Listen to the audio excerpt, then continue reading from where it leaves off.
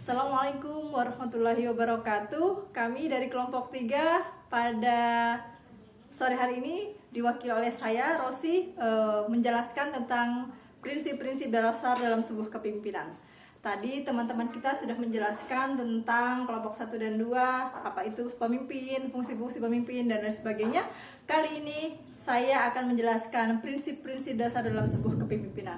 Apa saja itu? Ada 5 prinsip dasar dalam sebuah kepemimpinan yang harus dimiliki oleh seorang pemimpin. Yang pertama,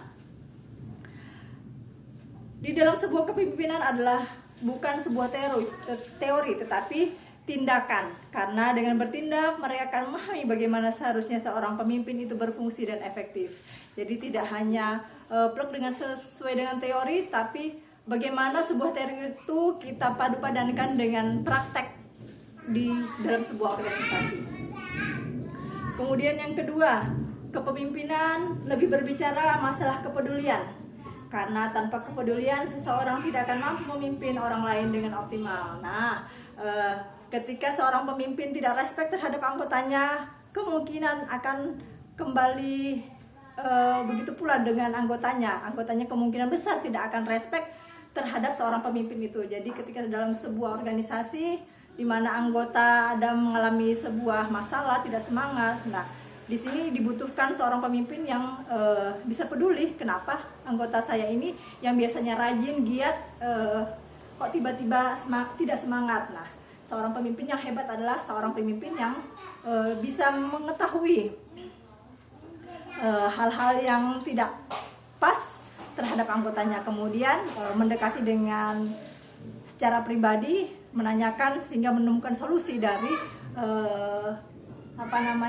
ketidak berjalannya sebuah organisasi itu. Kemudian yang ketiga, kepemimpinan adalah pengaruh. Sehingga jika orang yang Anda pimpin tidak mengikuti apa yang Anda katakan, Anda harus introspeksi diri, apa yang masih kurang dari diri Anda. Nah, dari seorang pemimpin yang hebat itu pasti akan memberikan pengaruh yang hebat kepada organisasi atau sebuah tempat di mana dia memimpin dalam sebuah kabupaten atau sebuah organisasi kecil. Jika seorang pemimpin itu hebat, dia pasti akan memberikan pengaruh terhadap anggotanya, terhadap masyarakatnya, seperti itu. Kemudian yang keempat, kepemimpinan adalah role model, di mana seluruh hidup Anda akan tampak terlihat seperti pajangan lemari, di mana anggota-anggota masyarakat ketika kita menjadi seorang abdi sebuah pelayan masyarakat, mereka akan melihat penampilan kita, cara kita berbicara, cara kita senyum. Ketika penampilan kita biasa-biasa saja atau kurang menarik, masyarakat atau anggota-anggota kita pun juga sama seperti itu. Ketika mungkin juga sikap kita ketika menghadiri sebuah rapat, sebuah pertemuan kurang disiplin, kemungkinan besar anggota-anggota pun atau masyarakat pun juga bersikap sebaliknya dengan meniru apa yang sudah dilakukan oleh seorang pemimpin. Kemudian yang kelima, kepemimpinan membutuhkan kombinasi otak dan otot yang seimbang, terutama jika menghadapi orang yang sulit, dimana kadangkala pemimpin harus berani menggunakan otot dalam artian sikap tegas. Nah, kalau Bu Ayu tadi bercerita harus memadu-padankan dengan tambahan sentuhan seni, jadi dimana selain otot dan otak perlu ditambahkan sentuhan-sentuhan seni dalam sebuah organisasi. Di mana kelima prinsip dasar di atas tadi akan membantu seseorang akan mencapai target yang diharapkan.